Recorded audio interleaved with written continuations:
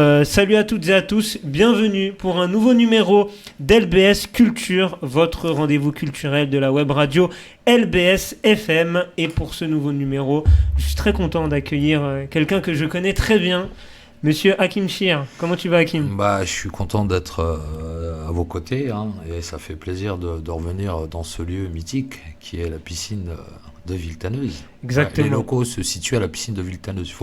Il faut qu'on le précise. C'est vrai. C'est important. C'est pour ça, d'où ma joie de revenir ici. J'ai travaillé 10 ans en tant que maître nageur à l'époque. Ouais. Et effectivement, je crois que je t'ai appris à nager. Ouais. Le succès a été moindre, mais... Ce fut laborieux, mais bon, je t'ai quand même appris à nager. Ouais. À te déplacer. Ouais, à te déplacer. Ouais, mais déplacer dans l'eau. C'est déjà pas mal. C'est déjà une petite avancée. Non, c'est vrai que... Réussite, tu sais. Il y en a qui ont essayé de marcher sur l'eau, ils n'ont pas réussi. Ils n'ont pas réussi. Il n'y en a qu'un seul. Exact, ouais. C'est vrai. Et en tout cas, tu connais très bien les lieux. C'est ça. Ouais, et c'est vrai que c'est particulier pour toi de revenir ici. Ouais, c'est une certaine nostalgie quand même. Franchement, 10 ans de travail à la piscine de Villetaneuse, ça s'oublie pas. C'est clair. Ça marque un homme. Ouais. C'est ça, ça marque un homme. T'en as vu passer des jeunes ici. Ouais, j'en ai appris. C'est vrai. J'en ai appris les jeunes à nager, quoi. Ouais, c'est ça, exactement. Ouais. Et qui dit culture dit Riyad Saïdi, qui m'accompagne ce soir. Salut Riyad. Évidemment, la culture, c'est moi. L'homme de culture d'LBS FM. Ça va ou quoi ? Excellent. Je suis très content de revenir ici, Nassourdine. Ça fait longtemps que je suis pas venu. C'est vrai. Avec les péripéties du travail, ça fait toujours plaisir de te revoir et d'être à nouveau sur LBS FM. C'est ça, exactement. Interview d'Hakim ce soir. On va retracer un peu son parcours, ce qu'il a fait à Villetaneuse, son parcours d'acteur. Et bien sûr, on va parler des 2 saisons de validé avec toi, Hakim. Donc voilà le programme d'LBS Culture. N'hésitez pas à nous suivre sur l'ensemble des réseaux sociaux. LBS FM sur Twitter, sur Instagram, sur Facebook. On est présent. LBS FM, sans oublier notre chaîne YouTube qui porte le même nom. Et je salue nos partenaires d'MNG Radio qui participent à l'élaboration de cette émission. Et d'ailleurs, l'émission qui sera rediffusée dès demain sur leurs antennes 99.7 FM si vous êtes autour de Melun et du Mets-sur-Seine. On va commencer cette petite interview, Hakim. Avec plaisir. T'es prêt ? Ouais, je suis prêt. Allez, c'est parti. T'as grandi à... Alors, c'est vrai t'étais à Villetaneuse, t'as beaucoup été à Villetaneuse, mais t'as grandi à La Courneuve. C'est ça. Qu'est-ce qui t'a fait découvrir Villetaneuse ? Quelle est ton histoire avec Villetaneuse ? Alors, Villetaneuse, j'ai commencé à l'époque en tant que BNSSA, brevet de natation, de sauvetage. C'est que j'avais travaillé une saison. Mm-hmm. De là, après, j'ai par le biais de Caddy et du directeur de la piscine, ils m'ont poussé à passer mon BESAN, tu vois, le brevet d'éducateur des activités physiques et sportives. De là, j'ai passé mon diplôme. Puis j'ai enchaîné directement, ils m'ont proposé un poste en tant que maître nageur à la piscine de Villetaneuse. Et c'est de là qu'a commencé mon aventure à Villetaneuse. En tant que maître nageur, pendant 10 ans, j'ai enseigné la natation. Voilà. Et du coup, des petites anecdotes sur cette ville de Villetaneuse que tu connaissais pas et que tu as appris à découvrir avec le temps. Qu'est-ce qui t'a marqué dans cette ville ? Comment ça s'appelle, le rapport avec la population, tu vois, ce côté que j'avais aussi à La Courneuve, tu vois, on est proche, ça devient une famille, t'apprends aux enfants à nager, tu parles avec les parents après sur les associations, parce que j'intervenais aussi aux associations, donc c'était le bébé nageur, c'était les cours d'aquagym, c'était les leçons particulières, c'était aussi pendant les scolaires, donc c'est tout. Et la surveillance pendant les étés et pendant l'année. Donc on a quand même un rapport très proche avec la population. T'enseignes dès leur plus jeune âge et après avec nos seniors aussi sur l'aquagym. Donc c'est vraiment ce côté famille, tu vois, ce côté famille où il y a cette proximité où t'as pas autre part, quoi. Comme c'est une petite ville, donc les gens se connaissent et on apprend à se connaître. Et c'est ça qui m'a plu, quoi. Ouais. T'as eu toutes les tranches d'âge, quoi, du plus petit au plus grand. Bébé nageur. 17 ans, 77. Ouais, c'est ça. Il a vu passer toutes les générations, Hakim. C'est vrai que c'est un acteur important de cette ville de Villetaneuse. Du coup, aujourd'hui, t'es sur de la boxe à Villetaneuse. J'interviens en tant qu'éducateur sportif, activité boxe. Exact. Boxe anglaise, française. C'est ça, boxe anglaise. Boxe anglaise. Du coup, d'où est venue déjà cette passion pour la boxe? Parce que j'imagine que tu en as fait quand tu étais plus jeune. Moi, j'ai toujours pratiqué. J'ai pratiqué de la boxe thaï. Donc, j'ai été compétiteur en boxe thaï à l'époque au Nemrod chez Omar. Je salue Omar et Yazid. Mais ceux qui m'ont formé, Omar Benamar et Yazid Belawes. Et donc, j'ai été compétiteur et j'ai toujours noué une passion pour la boxe thaï.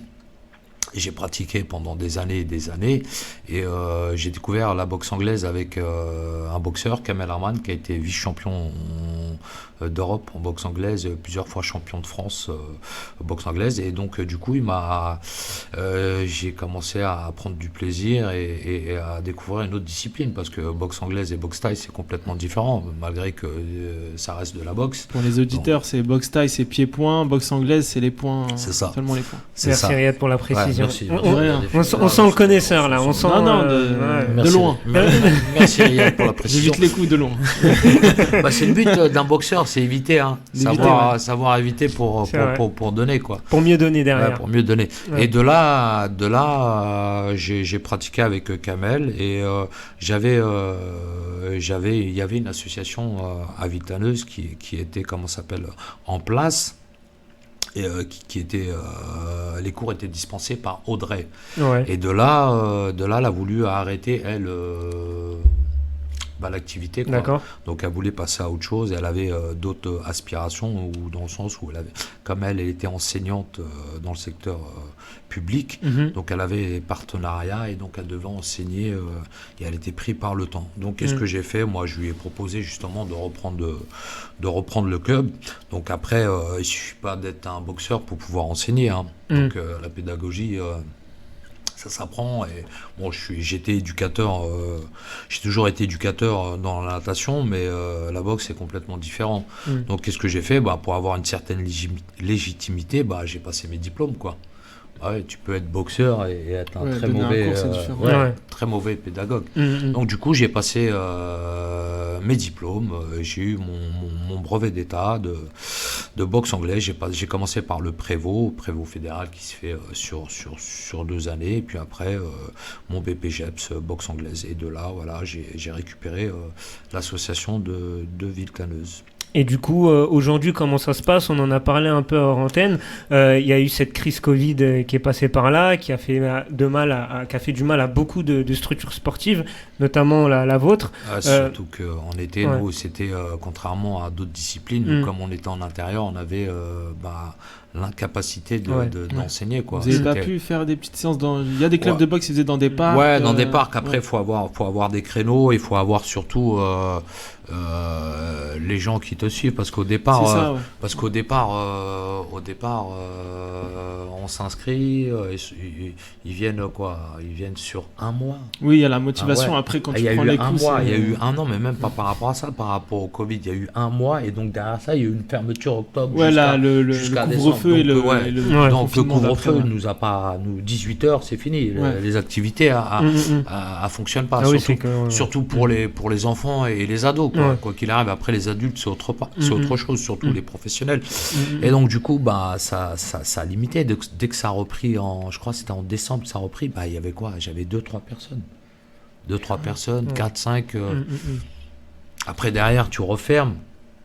Donc ça a été une année très très très très compliquée. Et par là, niveau association, il y a eu des aides de l'État? Non, il n'y a pas eu d'aide de l'État. Il y a eu juste des restrictions, quoi. L'État nous a interdit expressément d'enseigner, et puis nous a interdit les locaux, quoi. Ouais. De tous ceux qui enseignaient dans des gymnases ou dans des lieux fermés n'avaient plus la possibilité d'enseigner, contrairement au sport extérieur où justement après, comme tu dis, certains clubs avaient un passé, quoi. Tu as 10 ans, 15 ans, 20 ans d'existence. Donc 20 ans d'existence, tu as tes adhérents qui te suivent.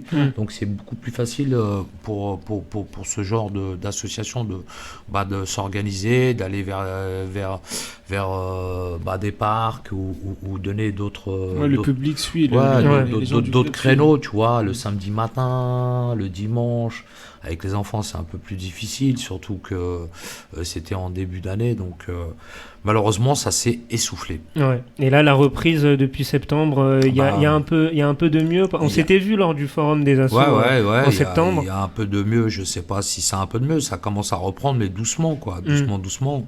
Il y a la boxe féminine qui a été développée par une femme le vendredi soir, et donc voilà, il y a de la motivation, et il y a surtout l'ambition de promouvoir un maximum ce sport, qui est comme on dit, c'est le noblard, hein. Le noblard, on appelle le noblard pas pour rien. Exactement. Et en plus, on a eu quand même des médaillés olympiques. Donc, en 2016, il y a eu une sacrée moisson. On a eu une belle représentation. Donc, non, c'est quelque chose. Après, malheureusement, comme je dis, le Covid, il a fait du mal à tout le monde, quoi. Et vous avez des restrictions par rapport au pass sanitaire? Est-ce que t'es obligé d'avoir les enfants, les ados. Non, ça a été enlevé là. Ça a été fait en début d'année, où maintenant les ados n'ont plus l'obligation de fournir le pass sanitaire, parce qu'ils se sont aperçus justement que tant qu'on n'est pas majeur, pas besoin de se faire tester ou vacciner. Ils se sont aperçus que tu sais que le sport c'est un vecteur social, et derrière ça, interdire ou obliger les ados à fournir un pass sanitaire, donc du coup ça s'essouffle, et donc l'ado, au lieu d'être dans une assoce, il est dehors, il fait des conneries, il fait autre chose. Là ils se sont dit ils ont vu justement que l'affluence était plus la même, et qu'il n'y avait plus personne, quoi. Donc malheureusement il n'y en a pas beaucoup qui veulent se faire vacciner en tant qu'ado. Même nous, en tant que parents, je pense qu'on ne veut pas que nos enfants soient vaccinés. Après, la vaccination, elle est nécessaire pour une tranche d'âge, tu vois, mais pas pour les ados, pas pour les enfants. Libre à chacun sans... bien sûr, sans obliger. Et donc là, en faisant ça, ça a amputé tous les ados. Ouais. Donc il n'y avait plus d'ados. Ouais, et comme tu l'as dit, socialement, après ça peut être compliqué, les gamins dehors au lieu d'être dans des structures cadrées. C'est clair, ça évite pas mal de choses d'avoir des ados dans des associations. Donc, qui sont encadrés, qui sont aidés, qui se développent aussi humainement. C'est ça. Ces associations, ceux qui soient dehors.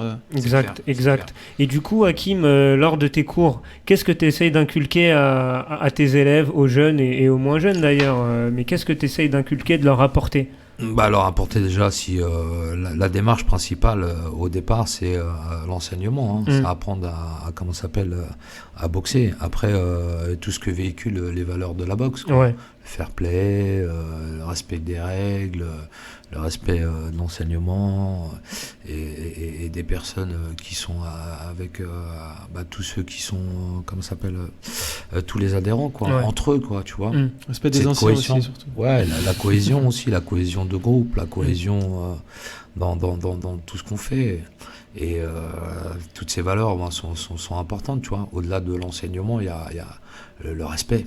Le respect, c'est important, le respect, les règles, les règles de vie. Tu dois venir à l'heure, le bonjour, le respect du matériel, le respect des camarades, l'intégrité aussi des camarades. Tu vois, on n'est pas là pour les blesser.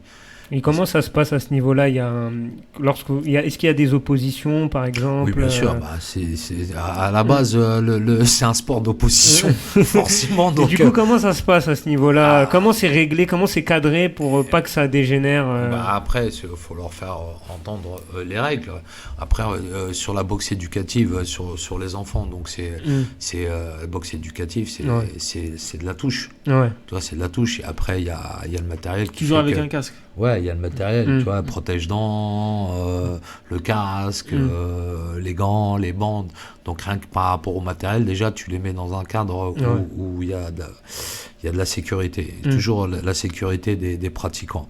Après, il y a les règles, tu vois, il y a toujours des débordements. Tu es là et tu as une certaine autorité qui fait que il y a le respect des règles. Et surtout leur faire comprendre que on a un groupe, quoi. Tu vois, il n'y a pas d'opposition, il n'y a pas de meilleur ou quoi que ce soit. Le but, c'est d'apprendre. Et dans la boxe éducative, c'est de la touche. Après, la boxe amateur, c'est différent. Donc, faut leur faire comprendre et surtout qu'ils prennent conscience qu'il y a des risques, quoi. Tu vois, les coups, à un moment ou à un autre, tu peux, comme je disais tout à l'heure, l'intégrité des pratiquants, c'est le respect de mon adversaire aussi, dans le sens où on n'est pas là pour le blesser. Une fois que tu as compris tout ça, tu comprends après. Après, tu n'as pas des débordements, mais c'est un sport de contact. Donc, forcément, pour les plus grands, il y a de la touche, où ça appuie des fois, mais toujours dans un respect des règles. Toujours le respect des règles. Et c'est ce que tu inculques, le respect des règles. Donc, tu n'as pas le droit de faire ça, tu n'as pas le droit de faire ça, tu n'as pas le droit de... Tu vois, une fois que tu as compris ça et que tu as mis en place, ça vient... Normalement, je t'ai fait mal, tu vois.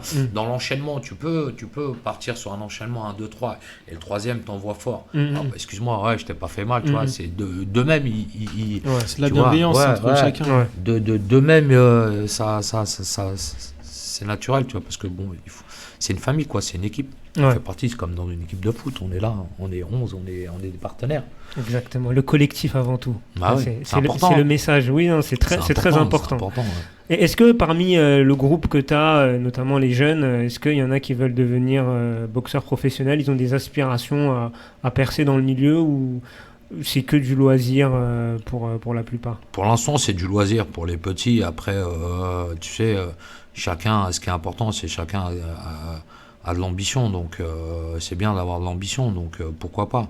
Pourquoi pas. Après, chacun propre à ses ambitions, tu vois.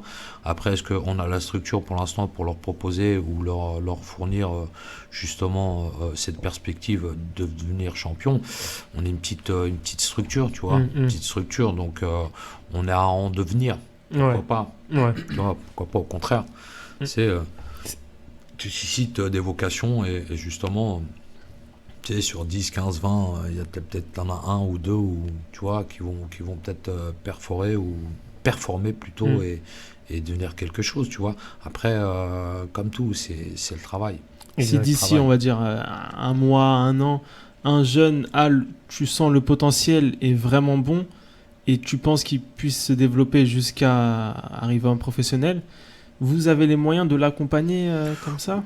On peut, bien sûr. Les moyens, c'est après. Les moyens, c'est quoi? Les moyens humains, surtout. C'est surtout les moyens humains. Sur ce genre de projet ou quoi que ce soit, c'est la disponibilité. Parce qu'il faut savoir que quand tu es dans un club ou quoi que ce soit, les moyens, tu les as, c'est l'humain. L'humain, il vient, il emmène les entraînements. Donc, ça t'augmente les entraînements, t'augmente la charge de travail pour l'enfant ou pour l'ado. C'est plus de présence. De week-end, il faut que tu l'emmènes en compétition. Tu vois, tous les week-ends et compagnie. Donc tout ça, ça demande un investissement propre au-delà de l'investissement de l'ado ou de l'enfant. Donc voilà, c'est ça en vérité, les moyens. Et après, les moyens, c'est... on peut toujours se donner les moyens. Après, il faut un accompagnement aussi, tu vois. Est-ce que la ville nous accompagne? C'est ça, c'est ce dont je voulais parler. Par rapport à la ville, par rapport au département. La ville, le département, la Fédé... Après, comme on dit, dans chaque milieu, tu as des détections. Après, moi, je dis que pour emmener une personne ou quoi que ce soit, c'est la disponibilité en vérité. Faut être disponible, tu vois. Il faut s'investir et croire en la personne. Et après, faut y aller, quoi. Après, c'est un bon travail. Charbonner. Je voulais pas le dire. Je dis, c'est péjoratif, charbonner. Ben non, faut charbonner. Faut dire les choses. Faut dire les choses. Dernière question concernant cet aspect-là. Est-ce que tu es en relation avec d'autres structures de la ville niveau sportif? Est-ce que par exemple, tu es en contact avec... Moi, je fais partie du CSVO. CSVO, ouais. Donc forcément, je suis en relation avec Majid, qui est le président du CSVO. Donc on a des réunions assez fréquemment. Donc, et par rapport à ça, on fait un bilan justement des besoins et puis des attentes de chaque section, tu vois. On salue Majid notamment, d'ailleurs, que j'ai eu la chance de rencontrer lors du forum des assos également, où on s'était vu pour une petite interview audio. studio. On va passer à ton parcours d'acteur, Hakim. Petite transition. Ma toute première question, après je vais laisser la parole à Riyad qui a quelques questions à ce niveau-là aussi. D'où vient cette passion pour l'acting déjà? Quel a été le déclic? Le déclic, c'était vraiment sur un tournage, parce que moi à l'époque, je faisais plus de la protection rapprochée, je faisais de la sécurité sur les tournages, comme j'habitais à La Courneuve, donc on me sollicitait pour les lieux, tu vois, en général, tu vois, quand tu cherches des lieux, tu demandes aux personnes qui représentent un peu, qui ont une certaine autorité Qui sont reconnus. Ouais, qui sont reconnus, qui ont une certaine autorité dans ta propre banlieue, pour pouvoir... Quand ils voulaient tourner dans 93 à La Courneuve, ils passaient devant. Voilà. Donc, moi, j'avais un pote qui était justement dans le cinéma. Donc, il nous ramenait à l'époque Commissaire Moulin et compagnie et d'autres. Ah ouais, ils sont venus à La Courneuve. Mais grave, surtout Commissaire Moulin, à l'époque. Il venait tourner à La Courneuve. Ouais. Et donc, du coup, j'ai mon pote Martial, qui était issu aussi de La Courneuve. Donc, qui était dans le milieu, et puis je lui ai demandé, pas comme ça, je lui ai dit, écoute Martial, j'aimerais bien m'essayer, quoi. Tu vois, comme ça, au culot. Le fait, en plus, c'est pas ça, c'est que quand tu vois, t'es dans la sécurité, dans le truc, t'es beaucoup dans l'observation. T'es toujours dans l'observation, tu regardes ce qui se passe ou quoi que ce soit. Et tu vois, c'est bien quand tu es sur un tournage, puisqu'on est quand même proche du tournage, contrairement à d'autres qui sont sur le public, qui sont à l'extérieur. Nous, moi, j'étais proche des comédiens, du commissaire Moulin, donc je voyais sa manière de jouer ou comment faire reprise. Et ça m'a plu, quoi. Je dis, wow, c'est pas mal, c'est sympa, tu vois, le jeu, reprendre, couper, refaire, non, c'est pas ça. Tu vois, ce jeu qui m'a se mettre en scène, qui m'a attiré.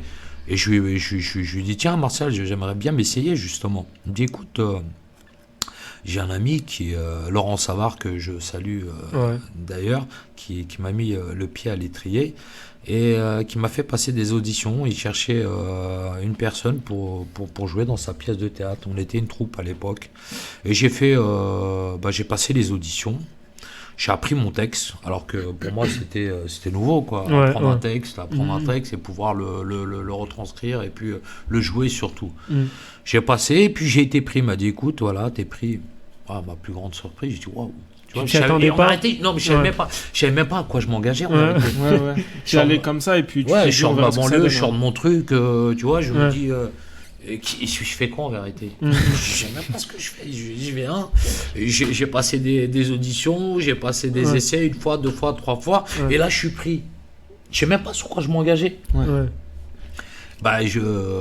Écoute, t'es pris, donc t'es pris, donc après ils te donnent le scénario, ils te donnent le texte, et tu vois du texte et tu vois du truc, et après il faut aller au répète. Il y a des répétitions. Tout ça, c'était nouveau pour toi. C'était pas un monde que tu connaissais. Je viens, des gens que je connais pas, je viens, on te met en scène. Il y a le metteur en scène à l'extérieur. Ouais, tu joues, là, tu fais ça. Et tu joues, et tu apprends ton texte, et tu apprends à jouer, quoi que ce soit. Et tu as quoi, 1 mois, 2 mois de répétition pour pouvoir jouer la pièce.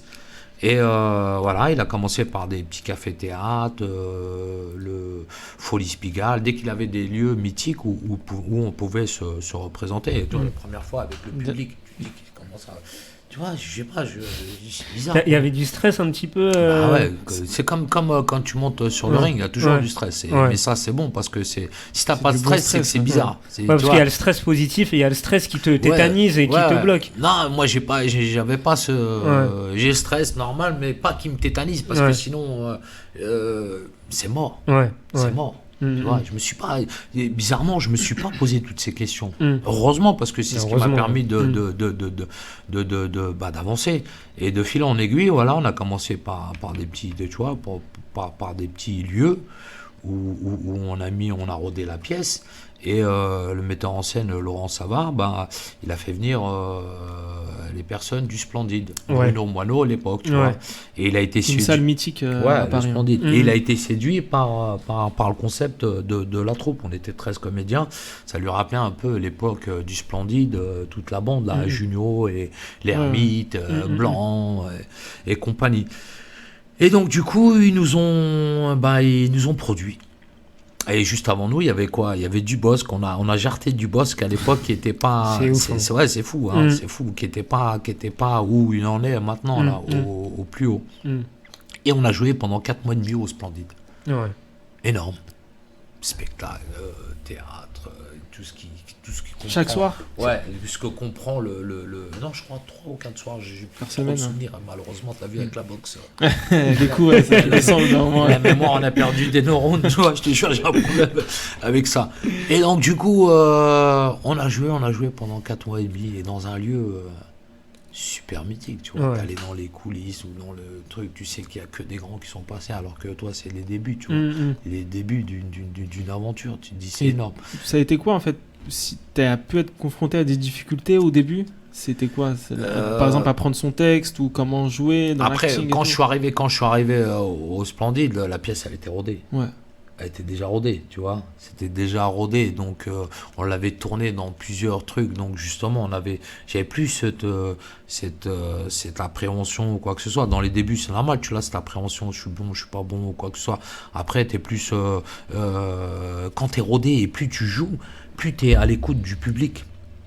Parce que par exemple, t'as comment ça s'appelle, des scènes ou des répliques qui font rire, tu vois, sur l'instant T ou sur le monde. Et là, c'est comme ça que tu prends tes marques un petit peu. Mais grave, et c'est là où tu te dis si t'es bon ou t'es pas bon, parce que quand t'as une salle qui est remplie, c'est facile. Ouais. Facile, parce que tu as une salle, tu joues et ça te part. porte un peu. Ouais, ça te porte. Et quand ça part, ça part. Ils attendent que ça part.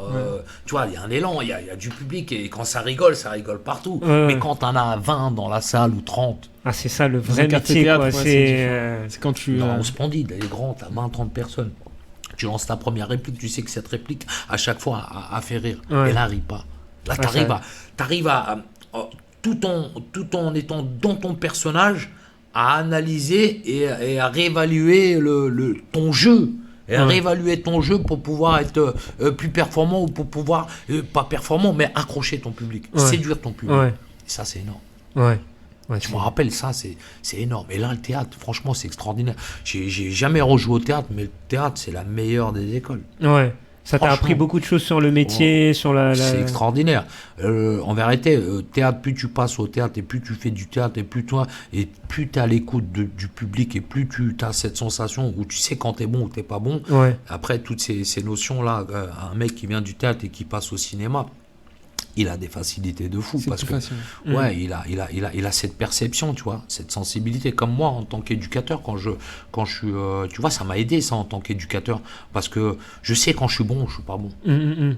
Dans des situations pédagogiques, tu vois, j'en reviens au truc. T'as ce recul-là pour t'auto-analyser et pour voir... Même quand je donnais un cours d'aquagym, t'en as 5 ou 6. Tu sais quand c'est un show, t'interprètes un personnage, tu joues ton jeu, tu fais ta séance. Tu sais si t'arrives à la séduire, la 4, les 5 personnes, ou les 5, 6 seniors, ou les têtes t'as vu, c'est par rapport à comment toi tu vas te mettre en scène ou comment tu vas avoir cette perception. Et là, c'est là que tu sais que si t'es bon ou t'es pas bon. Et c'est là que tu te réévalues. Tout en écoutant ou en regardant la sensibilité ou le regard du tu sais que t'es bon ou t'es pas bon, il faut que tu réajustes et que tu refasses autre chose. C'est intéressant ce regard-là qui te suit même aujourd'hui dans tout ce que tu fais. C'est énorme. C'est énorme. Après, plus tu pratiques et plus t'es bon. Toi, justement, avant d'être pris dans cette troupe, tu dis qu'en fait, t'avais pas vraiment d'attente. Est-ce que après avoir fait ça, en fait, t'aspirais à quoi? Malheureusement, en vérité, le problème, c'est que dès que je suis sorti du Splendide, je pensais que j'allais éclater, même par rapport à ce qu'on me disait, tu vas être là-dessus, tu vas être le nouveau ceci, tu vas être là. C'est les éloges quand tu fais ça. T'es super, t'es extraordinaire, t'es là, oui, super, c'est toi. 4 mois, 5 mois, rien, téléphone, rien. T'avais un agent à l'époque Ouais. Et j'ai réussi à avoir un agent, à faire venir un agent pendant Splendide, tu vois. C'est ce qui a permis justement quand t'as une actualité ou quand tu te produis, t'as plus de facilité à démarcher ou à faire venir. Eux, ils sont venus, là pour ça. Tu vois, et effectivement, tu vois, il a une actualité, il est bon, il fait ce qu'il fait, donc t'as pas de problème pour trouver un agent. Au contraire, c'est eux qui te démarchent, tu vois. Et de là, rien. Moi, le problème, c'est que moi, quand je sortais de ma banlieue, tu vois, et que j'allais sur des castings où j'allais faire d'autres trucs, j'avais tendance à vouloir faire autre chose que le mec de banlieue, tu vois. Ouais, c'est ce Tu qu'on vois. voulait te demander, ça, parce que... J'ai voulu faire autre chose que le mec de banlieue, même dans mon attitude, dans ma manière d'être, tu vois. C'est-à-dire, quand j'allais sur des castings, bah, j'essayais de pas faire ce que j'étais, tu vois. À la base, j'étais un mec de banlieue, tu vois. J'essayais de pas faire le mec de banlieue, mais sur le casting, sur le rôle, ils voulaient un mec de banlieue. Et moi, j'avais pas compris tout ça. Ouais. Donc, je faisais l'inverse. Et donc, du coup, j'étais pas pris. D'accord. Mais justement, on se le demandait ça. Comment elle s'est passée dans ton intégration au théâtre et ensuite la bascule au cinéma, parce qu'on sait qu'il y a quand même beaucoup de stéréotypes. Est-ce que beaucoup de clichés, t'as eu affaire, toi, à, je sais pas moi, des paroles de metteurs en scène, des paroles de réalisateurs qui t'ont dit voilà, on veut ça, un truc bien cliché, bien gras, entre guillemets, du mec de banlieue? À la base, si tu vas sur un casting, c'est écrit ou c'est écrit pour. Ils veulent ça. Ouais. Ils veulent ça. Donc, eux, ils ont déjà écrit quoi que ce soit. S'ils te prennent, c'est parce que tu as donné cette prestation, tu as donné ce qu'ils voulaient et ce qu'ils voulaient attendre. Et moi, comme je t'avais dit, le problème dans les débuts, c'est que j'avais pas compris ça. C'est que j'avais pas compris qu'ils voulaient justement le mec de cité et le mec de banlieue et ils voulaient que je sois ce que j'étais. Et moi, j'ai voulu faire autre chose et je la jouais différemment. Mais ça n'a pas marché. Donc ça répond dès le début, si tu viens pour faire le rôle de tel, c'est tel rôle. Ouais, tu fais tel, ou Et si voilà, tu fais pas, bah... tu fais comme ça. T'as un metteur en scène, donc il te raille, ou t'as un réalisateur, il veut t'emmener quelque part, il t'emmène là. Tu vois, de toute façon, toi, t'es un outil. Dans le sens où t'es un acteur et voilà, le but c'est que t'es là pour faire ce que lui il attend. Ouais. Donc tu vois, une fois que, tu sais, quand t'es plus jeune c'est différent, ou quoi, t'aspires ou t'es dans d'autres choses, ou dans un autre mouvement. Maintenant, si t'es professionnel, t'es là parce que Bah, faut t'as travailler été pris, c'est pour travailler, pour donner justement la prestation que eux ils veulent, tu vois. Après, je rentre pas dans le petit ouais, mais non, je cliché. Je suis là pour travailler, je suis là, je donne. C'est tel rôle, c'est tel personnage, c'est un personnage. Je m'identifie pas à ce personnage. Donc, c'est un personnage qu'ils veulent. Donc, moi, s'il veut ce personnage, je fais ce personnage. Je lui donne ce qu'il veut, tu vois. Et c'est là où moi, quand je suis content, c'est que quand le réalisateur, il est satisfait. Ouais. Je me dis, bah, il a eu ce qu'il voulait. Ouais. Tu vois, je suis là, je suis un bosseur, je suis là pour Tu me travailler. parlais de rôles où tu n'avais pas été pris parce que tu faisais autre chose que ce qu'on demandait. Est-ce que à l'inverse, tu as eu des rôles que on est venu vers toi avec un rôle et tu as refusé? Non. Comme j'expliquais, après le Splendide ou le truc, j'ai décroché un rôle à la Squale, tu vois, où ça s'est fait rapidement, naturellement. Après, j'ai enchaîné sur deux, trois trucs. Et après, il y a eu un trou noir. Un trou noir. J'ai pas compris. Un trou noir. Comment tu l'as vu cette période? T'es dans le doute perpétuel? Non, parce que bah, c'est là que j'ai réalisé que justement que le cinéma, à l'époque, c'était pas une finalité, que ça pouvait pas devenir une finalité, dans le sens où c'était tellement dur, ou que c'est tellement... Et il y a beaucoup de pas monde. dur, c'est très aléatoire. À l'époque, c'était pas, il y avait quelques 2, 3, 4 qui marchaient bien, et donc après derrière il y avait pratiquement rien. Et c'est du jour au lendemain. Maintenant, ça a explosé. Il y a que ça, des jeunes. Et ben c'est là que je me suis remis en question, où je me suis dit, bah mec, si t'attends trop après le cinéma où tu fais le truc, t'es mort. Et c'est là que moi, j'avais toujours en parallèle le diplôme de sauveteur, Ouais. où je travaillais sur les saisons, où je travaillais 3-4 mois, et puis après, quand j'arrivais à avoir des trucs, je faisais un peu de sécu, je faisais un peu pas mal de choses, tu vois. Et c'est là que tu vois, j'ai pris du recul, je me suis dit, hey, mec, non, cinéma, c'est trop aléatoire, et c'est toi et ta chance, tu C'est vois. un milieu un peu instable où Ouais, effectivement c'est t'as... très aléatoire. Après, il faut connaître aussi les gens, il faut que les gens Après, te c'est laissent famille, carnet d'adresse. Et voilà, c'est très... À l'époque, c'est moi, franchement, je me suis dit, écoute, hop, fais Zap, pour l'instant Zap. Et je me suis consacré, et j'ai été passer à 30 ans, j'ai été passer mon diplôme d'éducateur, mon brevet d'état, tu vois. Je suis parti sur une grosse formation, tu vois, sur 1 an. J'ai passé mon diplôme de maître nageur. Et de là, voilà, c'est là que j'ai pris conscience que c'était la seule et la vraie opportunité et le meilleur des chemins qui s'offre à moi. Pour travailler au moins. Pour avoir une sécurité de l'emploi, tu vois, et au moins avoir cette sécurité de l'emploi. Et après, je m'étais dit, tu vois, je ferme pas le métier de comédien. Derrière ça, qu'est-ce que j'ai fait? Tu ouvres plusieurs portes. Je me dis, maintenant, en vérité, j'avais plus la même attente. Tout ce que j'arrive, c'est que du plaisir. Ouais, c'est du bonus, quoi. C'est du bonus. Si j'arrive à avoir un truc ou si j'arrive à tourner, c'est du plaisir et c'est un bonus pour moi. Ouais. J'arrive à avoir un truc, je suis content. Tu vois, et quand tu es dans cette optique, ça, c'est différent. J'ai passé 10 ans, 15 ans, 20 ans en tant que maître nageur. Et là, ces dernières années, je tourne plus. Pas comprendre. C'est quand tu t'attends pas à certaines choses, comme je t'expliquais, c'est ça.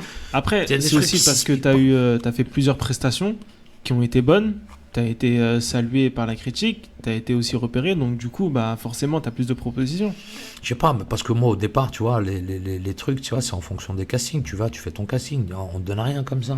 Il y a pas, tu vois, sur la saison 2, on m'a pas fait passer le casting parce que j'avais déjà mon propre saison rôle. Saison 2 de valider. Ouais, saison 2 de valider. J'ai pas refait le casting parce que j'avais déjà mon propre rôle, tu vois, j'existais déjà. Donc, tu vois, mais tout ce que j'ai eu, si je l'ai fait par casting, tu vois. Mais la saison 1, tu as passé un casting. Ouais. Malgré que, par exemple, moi je suis un fan d'Engrenage, j'ai regardé, tu étais dedans, en plus c'est une série Canal+, ils t'ont fait repasser un casting. D'accord. Et au départ j'avais fait le casting pour le rôle de pas pour ce rôle. Pas pour ce rôle-là. Pour un des rôles principaux.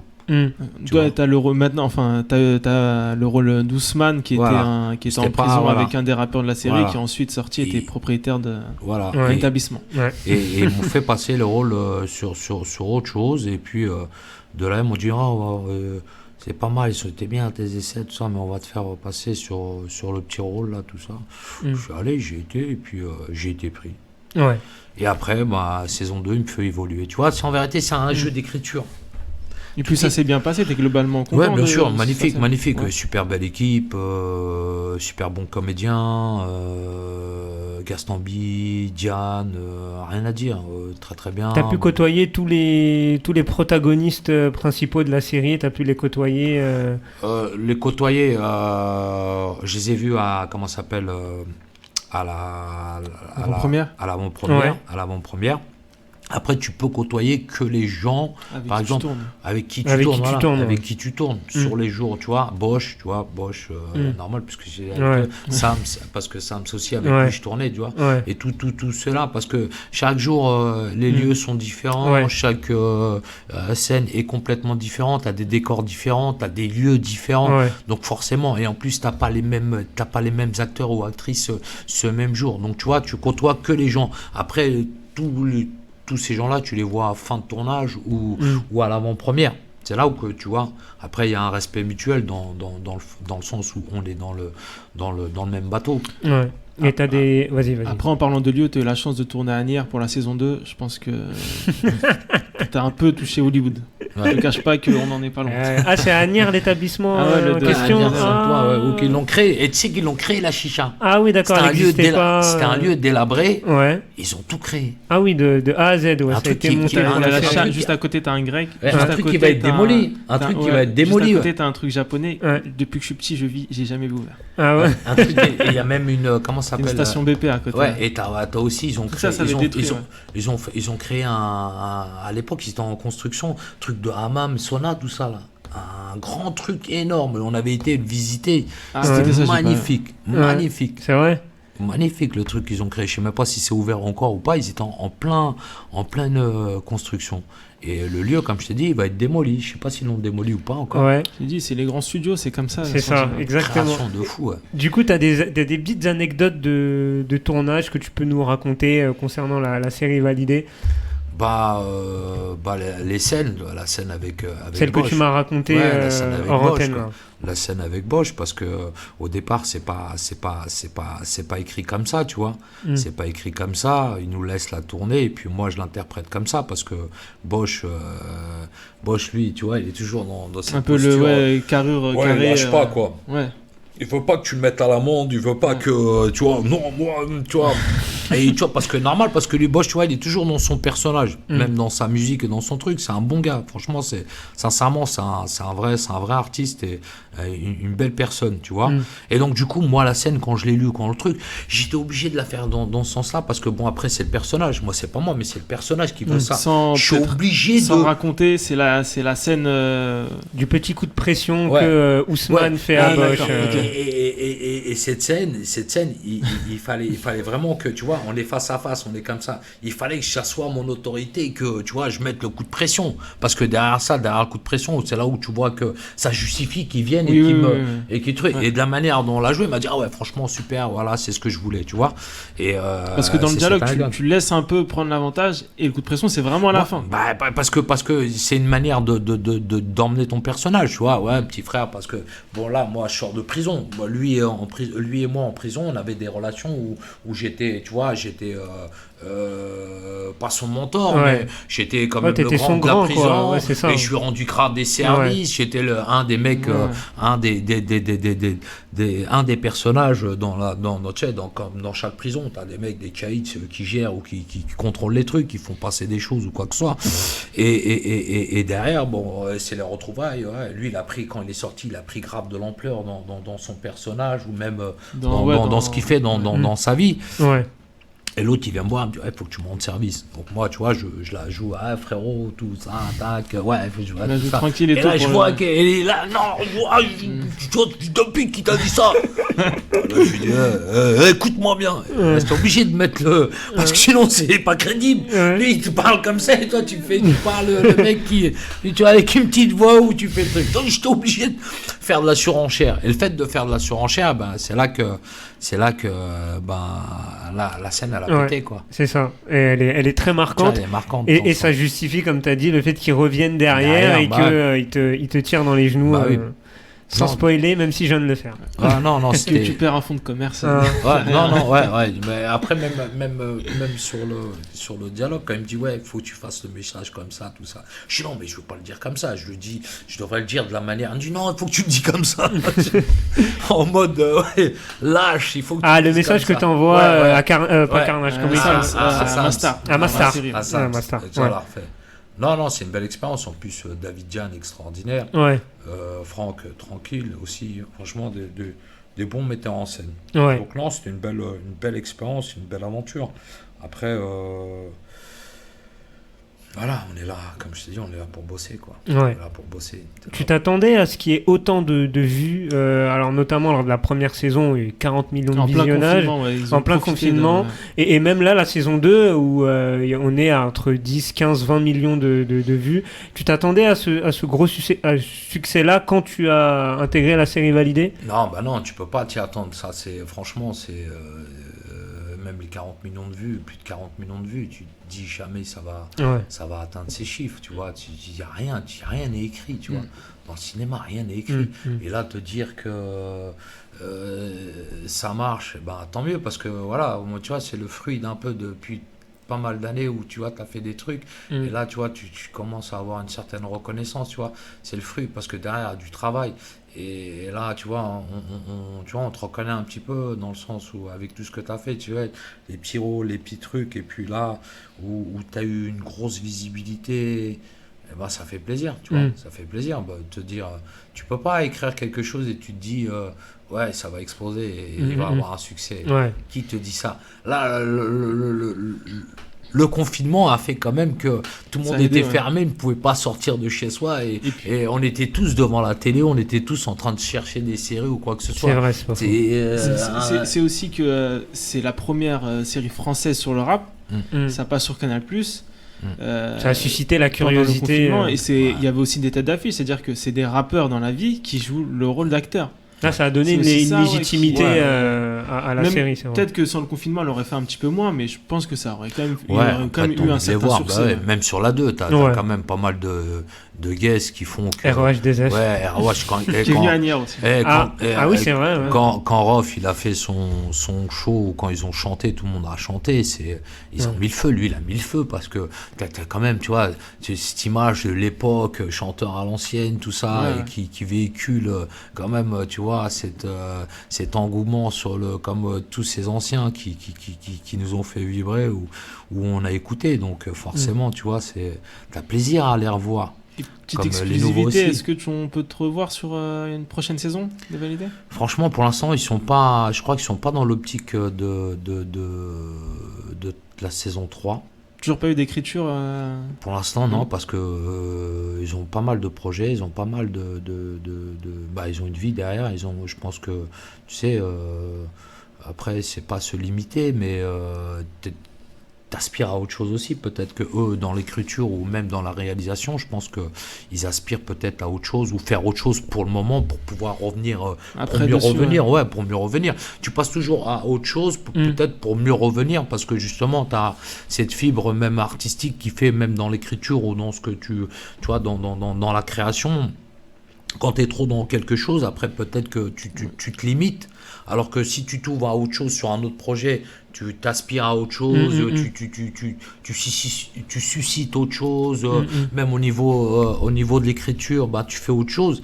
Et ben derrière, t'as plus de recul, t'as une de écriture recul et plus, même plus claire et tout, t'as ouais. plus de perspectives et surtout plus d'ambition et peut-être de nouvelles idées et autre chose, tu vois. Ouais. Ouais. Riyad. Et en fait, par exemple, avec le succès de la première saison, t'as eu plus de sollicitations, non? Ou c'est comme d'habitude, tu dois... Non, toujours les castings, hein, toujours casting, hein, tu fais les castings, hein, rien, on t'appelle pas, on dit, hey, gars, toi, je t'ai vu dans le truc, écoute-moi bien, il faut que tu sois dans mon film, parce que j'ai vu ce que tu as fait et j'ai été séduit par ton travail et j'aimerais te proposer un rôle. Tiens, je t'envoie le scénario et regarde bien et dis-moi si ça t'intéresse. Ça, c'est bien, ça. Alors ça, c'est C'est l'idéal. le premier rôle, ça. Ça, c'est bon, ça. Même, pour les grosses têtes. même sur un second rôle, même un troisième rôle, même un septième, huitième rôle, c'est extraordinaire. Ouais. Hey, toi, gars, je t'ai vu. Ah, t'es Fait que bon. t'as même pas besoin de passer par la case casting. Ouais, quoi. je t'envoie le scénario et dis-moi ce que tu penses de ton personnage. Hein. Il faut qu'on en discute. Ouais. Ah, ça c'est bon. Ça. Ah, C'est royal. C'est Ah, l'idéal, c'est c'est bon. royal. On aspire tous à ça. Ouais. Tu vois, tu t'aspires à un truc comme ça, tu vois. Après, la force, c'est le travail, comme je dis. Tu travailles. Hein. Le charbon. Après, on parlait de sollicitations. Dans ton actualité, il y a la sortie du film Mon fils Malik de C'est ça. Titia Marquez, le C'est premier ça. film, le long métrage qu'elle réalise. C'est prévu pour le 24 novembre, très bientôt. Tu peux nous dire quoi sur ce film? Ah, très bon film. Franchement, très très bon film. Un sujet où on a tendance un petit peu à oublier ou peut-être à mettre en sourdine sur la traite des organes. Traite des enfants. Et tu vois, parce que malheureusement, et en plus, on arrive à une époque où il y en a de plus en plus. Hein. Tu sais, on a écouté des faits divers où tu trouves une personne qui se retrouve dans un hôtel avec un moins, ou plongé dans des une points de suture, baignoire, ouais. point de suture ou quoi que ce soit. Là, c'est, on en parle parce que bon, Là, dans parce que c'est, synopsis, c'est un... c'est des adultes, mais sur les enfants, la plupart des enfants ou quoi que ce soit, malheureusement, on va les chercher où ces organes? Dans les pays du tiers-monde, où tout le monde s'en fout. Le synopsis du film, c'est un couple marié avec un enfant. Un jour, le père de famille rentre à la maison. La femme est retrouvée décédée. Le fils n'est plus là. Et là s'ensuit la course, à l'enfant. Ouais. Parce qu'on sait que malheureusement, sur une disparition, tu as quoi? 48 heures, 72 heures? Ouais, c'est les Au-delà. 48 premières heures, je crois. Ouais, 48 heures ou 72 heures. Après, si tu retrouves pas la personne, malheureusement, soit elle est morte, ou soit elle est dans un autre pays, ou soit autre chose. Donc là, il y a vraiment une cavalcade. Et c'est un polar passionnant. Et comme je disais, le sujet est très très lourd, parce que c'est une réalité. J'en reviens encore sur les enfants ou le trafic d'organes, où c'est une réalité, parce que malheureusement, dans des pays du tiers-monde, il y en a qui vendent leurs enfants, ou leurs enfants ils sont kidnappés, on les retrouve, on les achète malheureusement avec un gros billet, et derrière voilà quoi, ils n'ont pas le choix, ils ont des conditions de vie qui sont déplorables, et voilà, on te propose 10 000, 15 000 euros pour un rein de ton fils ou de ton enfant, ou on kidnappe ton enfant, voilà. Les médias n'en parlent pas, mais c'est une réalité, c'est une réalité. Et c'est un beau sujet. Dimitri qui a écrit ça, que je salue, Dimitri Bajo et Ticia, ils m'ont fait confiance, ils m'ont donné un grand rôle, quoi. Là, c'est vraiment où j'ai un grand rôle, tu vois, et j'ai la pression, quoi. J'ai pas vu le film. Il y a une avant-première qui sera prévue le 16. J'ai pas vu le film. Ouais. J'ai pas vu le film, j'ai pas vu le truc. Donc tu la verras lors de l'avant-première. C'est ça, découverte comme ça, dans ma chaise comme ça. Tu auras ta garde.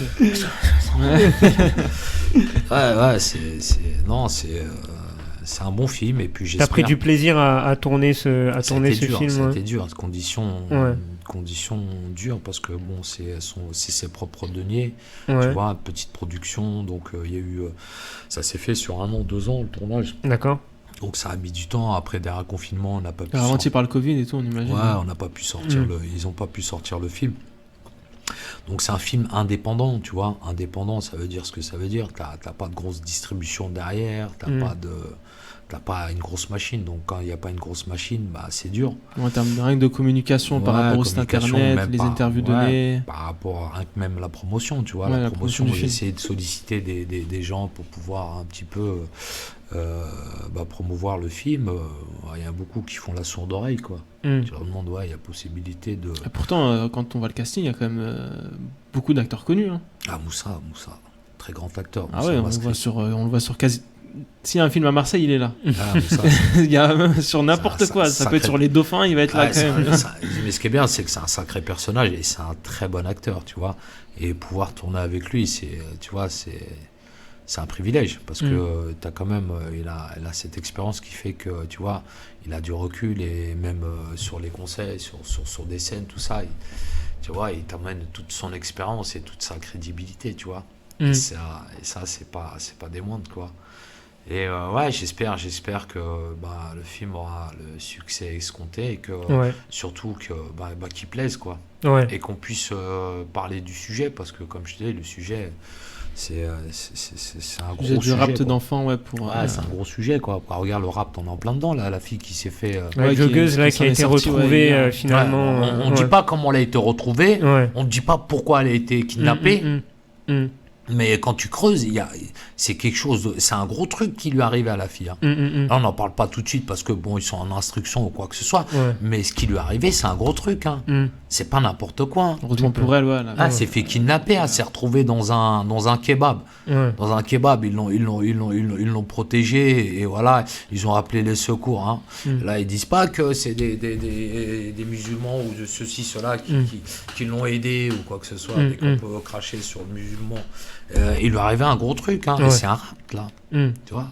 Ça fait flipper, et effectivement, c'est des problématiques actuelles qui devraient avoir sûrement plus de visibilité, et l'importance de ton film, qu'on en parle, et qu'on puisse sensibiliser là-dessus au maximum pour mettre en alerte les gens. Et c'est vrai que le rapt d'enfants, c'est malheureusement un drame qui touche, c'est un drame planétaire, quel que soit le globe. On est concerné, parce qu'on a des enfants, tu vois, et quoi qu'il arrive, enfants, soit cousins, soit frères, c'est ça, ça peut nous arriver, et malheureusement, c'est pas, tu sais, c'est des choses dramatiques, tu te réveilles où ton enfant a disparu, où il est mort, ou tu vois, d'autres conditions où on a abusé de lui dans tous les sens.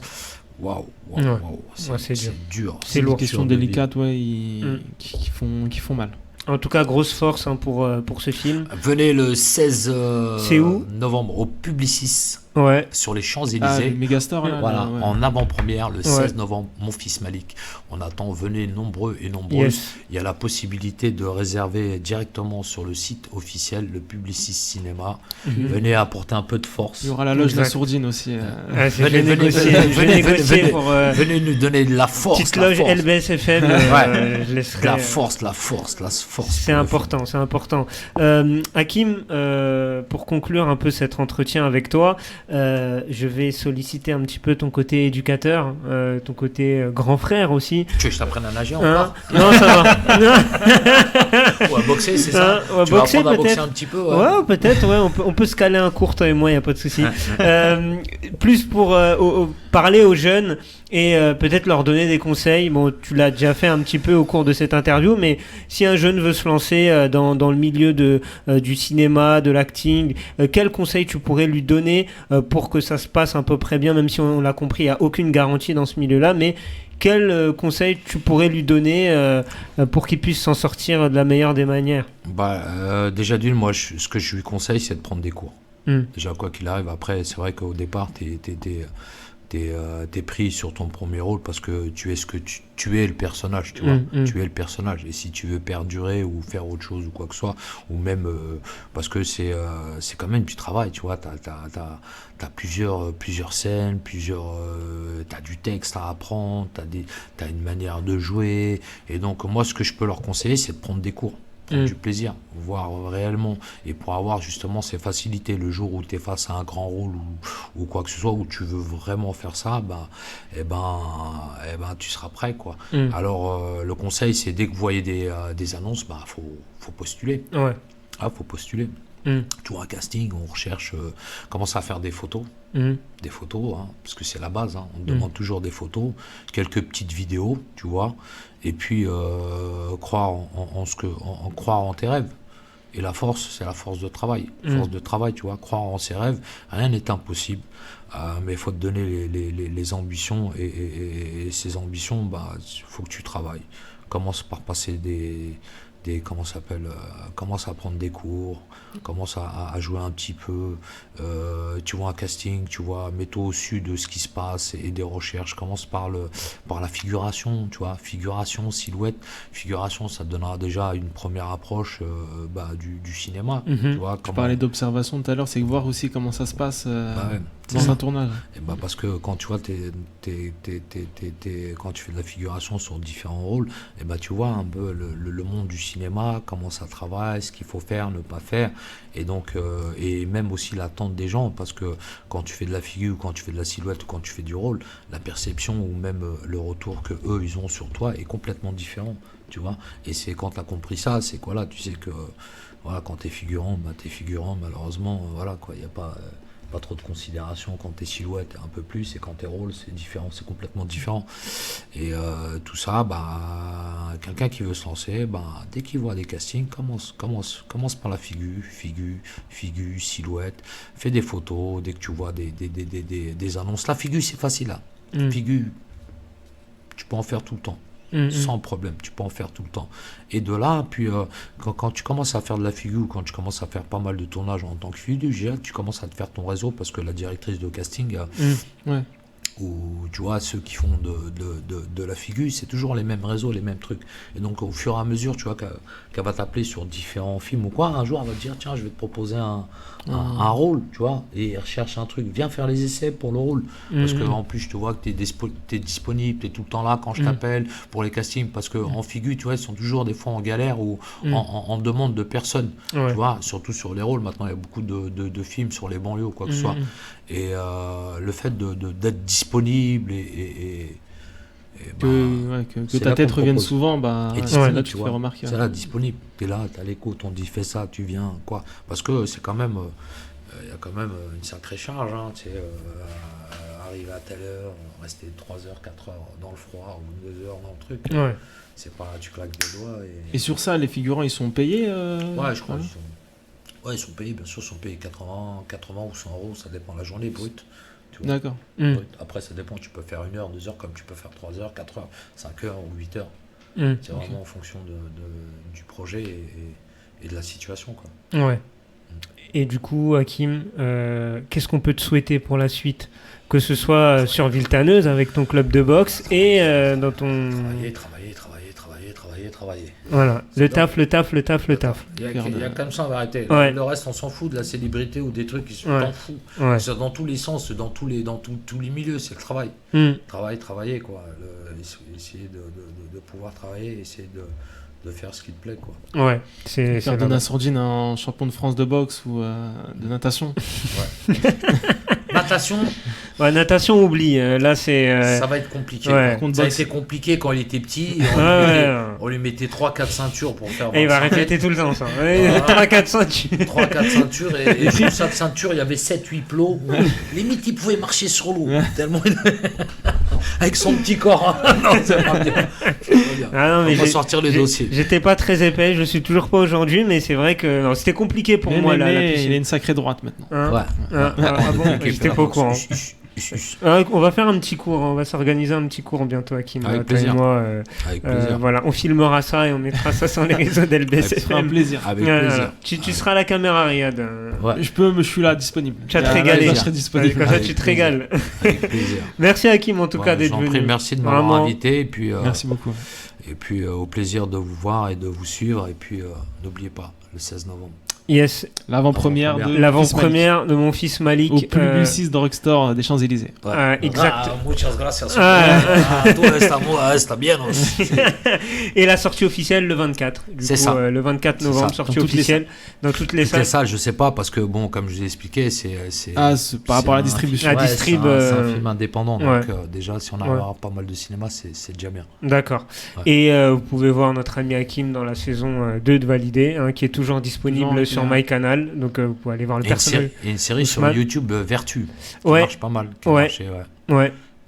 qui a très bien marché. Ouais. Ouais. Je crois qu'on a 6,7 millions, je crois 6,7 millions, 6,8 millions Ouais. de vues Ouais. sur la série, c'est bien. Toujours dans les gros coups, Hakim. hein. Toujours dans les blockbusters au niveau des séries. Moi, Il est- j'aimerais bien être dans un gros coup, dans un grand film, quoi. Hein, j'ai envie de te dire. Hein. Ça serait pas mal, ça, déjà. Hein.